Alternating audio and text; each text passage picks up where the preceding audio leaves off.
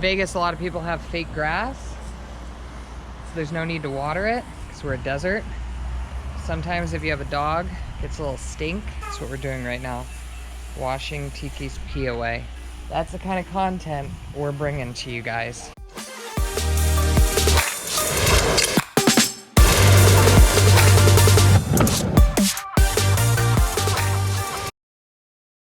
All right, guys, just another day on the vlog channel now. Ozzie's making breakfast, and on today's vlog,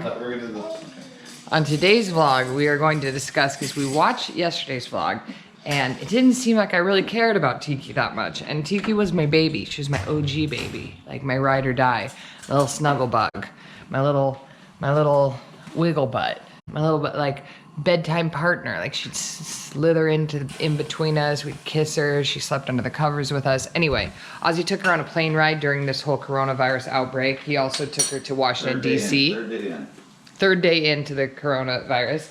And so I thought it'd be interesting for him to kind of tell you what the planes were like. He's got some footage that we'll put in. But so he's gonna tell the story, which is hilarious, of him taking Tiki, which, by the way, I'll start it. It started with me committing to taking him to the airport at 3 in the morning because parking is like $36 a night to leave your car there, and he was a little bit nervous. We don't take Tiki out very often, and we're taking her to an airport, so he wanted me to help with the check-in process. Okay, I, at that point, had developed a horrible toothache, and I was like, could not get out of bed. So he was like, don't worry about it, I'll go. So he did this whole thing solo, and when you got there, what happened? So a little backstory behind Tiki is Tiki has dog aggression. So Anna never ever wanted to take her out of the house. She was really afraid of it. She didn't even want to take her barely on any walks. Well, no. I was a little different. I wanted to take her more and more, but basically Tiki never ever left the house. She was also extremely lazy, and every time that she did even a little bit of exercise, she would hurt herself and her hips. Correct. And she's very, like, these dogs are not meant to do heavy duty exercise. I didn't get Tiki into the car by myself. Whatever, that's fine. I go down there, $36 a day to park. I'm like, oh my God, whatever. So anyway, I know a little more backstory. So we couldn't find anyone to take Tiki. She got a little aggressive with one of the babies, and the babies would hit her feet. My son, who lives in Maryland with his mom and stepdad, decided that they wanted to take her. And that was a perfect scenario because we actually kind of got the dog for a chance in a way. We called it his dog. It was never really his dog. It was always our dog, but it was his dog too. So we decided to take Tiki to Maryland. Now, bulldogs can't fly on the bottom of the plane. So it was either I had to drive her across country, and because of her breed, I couldn't find anyone to transport her and all this. So I was either gonna drive 2,100 miles, which is from Vegas to Maryland, which is something like a 4 or 5 days trip. Or we came up with this plan to pretend that she's a service animal, which she is not a service animal in any way, shape, or form. She's the laziest dog in the world. We went online, we bought her a service dog vest, which you can get on Amazon for 20 bucks. We have one for sale if you need it. No. So we called the airlines, and they all said that they can't even ask you why you have that service dog. You have a medical service dog. You have to say you have a medical service dog. You can't say you have an emotional support dog, because with emotional support dog, they can ask for paperwork. Medical service dog, they can't. So we went and got, I pretended she was a medical service dog. They didn't even, when I checked in, they didn't even ask me about the dog. The dog's sitting next to me. She's doing really good, by the way. Yeah, by the way, he made it sound like I'm afraid to take her out of the house because she's vicious. She's never shown any signs. Like, we were not worried in one bit that she would have an issue. We just didn't know how she would act if she happened to see another dog at the airport. But Ozzie had her on a leash and would have her completely in control. She just couldn't, she can't, like, go to the dog park kind of a dog aggression. That being said, I go through check-in. They don't even ask me about the dog, and I was kind of like, I have a dog. They're like, yep. I'm like, okay, so I went. So another thing we did is we knew that this was coronavirus time, so not everyone, planes are all very, very empty, which was good. If it was during a normal time, I wouldn't even have attempted this. Yeah, you started at 5, your flight was at 5:30 in the morning. 5:30 in the morning, so I'm checking in around 4:15. Nobody there. So what I did is, once I got to security, there was only like 3 or 4 people up there. I walk with the dog through the thing, right? I put all my stuff away, walk with Tiki through the thing. It beeps, beep, beep.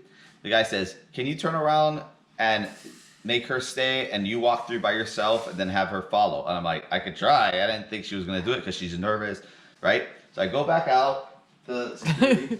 You act like you stay. And she totally stayed. I walked through security like this, boom, and I said, and it didn't beep. And then they said, okay, call your dog. And I called her. She ran through and it beeped. And like, okay. So they decided to check her vest and make sure whatever. And then we were off and running, but she totally stayed. We made it through. Like normally, On like command. she's good at sitting and staying, but normally if you She go, loves to stay. if you go Real away, good at laying down too. if you walk away from her, she's usually like, Yeah, oh, I want to be and right it's next in to an you. unfamiliar. She's never flown Correct. before. She's And never been to the airport. And she totally did it, and that got us through. So once we were through, I'm like, oh, we're good. That was the only problem that I thought we was gonna have. So we walk her through the airport. Then I realized I had to walk all the way back to go take her to the potty area. She doesn't go potty in the potty area at all. Okay, whatever. I didn't think she would because she's not a really good potty on the leash. She's more of a doggy door. But we were fasting a little bit. Like we'd stopped giving food, Correct. kind of. So we get on the plane. Right when we get on the plane, hated it. I was first aboard. There was only 23 people on the whole entire flight. So right when we get on the plane, no, actually I wasn't the first aboard. I was supposed to be, but I was late coming back from taking her on a potty break. You just got on the We plane. just get on the plane, and then she doesn't really know what to do walking down the aisle. So she's like going in front of me, and then she wants to come back to me. She like does this like circle. So when she tries to do a circle, it's too narrow. She can't turn around in the plane. Real service doggy. Yeah, she can't turn around. So I finally have to like get in front of her, have her follow me. Oh, so when okay. she's following me, if there's ever a hesitant, like I'm waiting for someone real quick, she tries to want to go past me and all this. So I was like, oh my god. So then in my head, when I'm picturing taking her on this flight, I'm thinking I have all this room in front of me. Once you get on the plane, which I've been on planes, trust me, you don't remember how tiny it is. The dog could not fit. I mean, she was like in between the end of the Well, seat, I think they can lay in the aisle though, end right? of the seat cushion and the front of the other seats. I mean, her How many body, people- it how was many- like this much on each side of her. She was standing like up. And then you said that you had your own row, right? Because Yeah. there was only like 20 people on the flight. Everybody had their own row all the way across the whole plane. It was like, So possibly other people didn't even know you had a dog on the correct, flight. Correct. And the flight attendant seemed happy. Yeah, he was like, "Oh, look at your little puppy, so cute," or whatever. I'm like, "Yeah." And they don't know at this point, service dog, medical dog, they don't. Well, she has a vest on. No service, so they don't walk up and down and see any of her behaving badly. Correct. Well, they are walking up and down, but they're not doing service, so that helps. So they're not walking around as much because of coronavirus. Okay, now tell us about the bad part of the Okay, plane. so then so when we get on the plane, she doesn't want to sit down. She doesn't want to lay down. Activate the flow of oxygen. Okay, so it was all good until we got on the plane. And now she doesn't know what to do. Secure the elastic strap. Although oxygen will be The flowing. whole entire flight, she's standing there, sitting, standing up, just Aw. shaking, shivering, right? Wanting to be next to me. So the first 2 hours, I get a little sleep. I get about an hour of sleep. She kind of lays down for a little bit. Then about 2 hours into the flight, doesn't want to be on the plane anymore. Starts wanting to jump down. Once she jumps down, she cannot turn around. So she starts panicking, going underneath the seat. She's trying to escape the aisle, trying to back out of the leash, trying to back out of the service vest. Just a horrible experience. So basically for the last 2.5 hours of the flight, I had to constantly control her. Now, somewhere in between that, I saw a little brown spot on the seat. And I'm like, did she spit up her kibble or something? And I go and look and poop. She had squirted a little out of her butt. Not like full on took a poop, but some came out. And then when she sat down on the seat, it was on the seat. Then like she like moves, turns around, and it smears onto the back of the seat. Luckily, Anna told me to take some washcloths with me to wipe down her face, which kind of calms her down sometimes or whatever. So I use that to keep wiping. I keep wiping. I see another spot. I keep wiping. I'm trying to keep it all in the wrap so no one sees this. And another thing that was lucky is that the poop didn't stink, which was great. Like it was very non-smelling dog poop. It Okay, was so you smelling, get the whole off the was- plane, you have to rent a car. Yeah, I get off the plane. I gotta rent a car. I'm walking through the airport with her. I get to the rent-a-car place. I get a car. As I'm driving, I look back. Shit, she does it again. Shit all over the back of this car seat. It was bad. So you made it there. They couldn't be happy with her. You got her a cage. You got her all set up. She's an East Coast dog now. Chance loves her. His family loves her. Yep. Then you go to Washington, D.C., but you practice social distancing the whole time. Correct. So we went, my son lives there. He's been there a bunch. I've never been out there. So I said, hey, let's just go down to Washington, D.C., see what we can do. We knew a lot of the stuff was going to be closed. But I said, hey, let's just check it out, see if we can drive around the town. I was just thinking, let's drive around. Just like any big city nowadays, you got those like electric scooters or bikes that you can rent and you can leave them anywhere. So we get one of those and we just decided to, you know, bike around that whole, I don't know what you call it, Capitol Hill or whatever it's called, all the monuments. So we went to the Washington, D.C. area. How is the White House? What's the vibe like? So the White House is completely shut down. I mean, high security. Every 30 feet is some kind of like Coronavirus task force. I mean, they all have like automatic weapons. Oh, really? Or, you know, ARs or whatever. How many people were at the Lincoln Memorial? The what? Lincoln Memorial? Oh, I mean, it was mellow. Like, there was people there, but... So what we did is we rode our bikes to the Washington Monument, the tall thing. Then the Lincoln Monument. Then we went to the war... Okay, you guys, we're in D.C. during quarantine time. I had to come out here, bring my dog to my son, so we decided to come down to D.C. to see if everything was closed. And surprisingly, it's all open. It's not very many people. Everybody's practicing social distancing. There's a chance. And what we did is we rented these electric bikes type thing. And we're just riding around the city. It's pretty fun. So I'm getting to see all this for the first time. You see the monument behind me? And right now, we are walking up to the Lincoln Memorial. One of the things I've always wanted to see. There's Chance in his shrunken pants. Alright guys, so this is pretty amazing right here.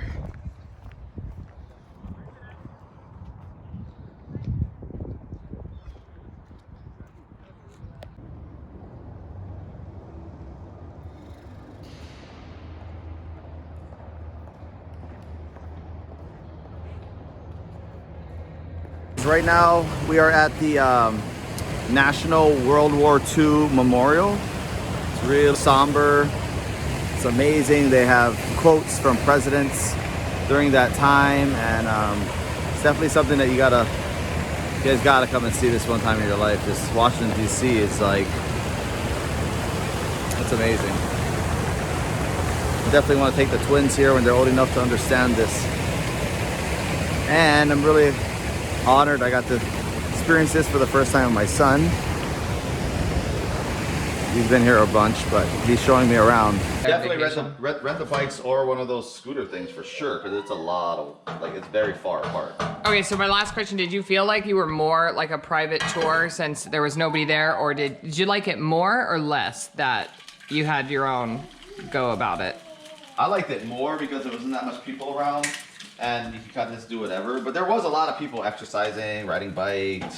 But running. all staying their distance? Yeah, everyone's staying their distance. We are here in the cherry blossom, I don't know what you call this, forest or whatever. That I guess Japan gave to the United States. And it's pretty sick. And a lot of, one thing I did notice, a lot of people who exercise there, like lots. That's one thing I really noticed. What else is there to do? Okay, so we hope Tiki is doing very well. Like I said, we do love her very much. I watched the video and I was like, oh, it doesn't even look like I'm sad. I'm super sad. Something happens when you become a mother and you just see danger. You're just like, nope, that's it. Get bye. No, she's a great dog. We love her. We're very happy for her. She never did before, the first 2 nights. And she went through a lot. Dogs, you have to remember when they travel, bugs and noises and grass. Not to be funny, a desert dog does not know how to walk on real grass. I would take her to the park, she'd try to find the concrete or the rocks. And we have fake grass in the backyard. It's a total different feel and smell. And if she's never been exposed to it, you know, it's a learning curve. But we love you, Tiki.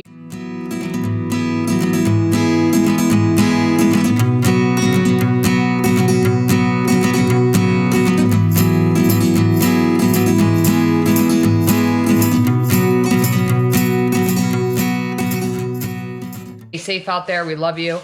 This is today's vlog. We're keeping it short and simple story time. We hope you enjoy watching it as much as we enjoy living it. Make sure you like, share, and subscribe. Comment down below and let us know where you want us to go to in our house. Until next time. Woo! Vegas! Huevos Rancheros, we think. Vegas.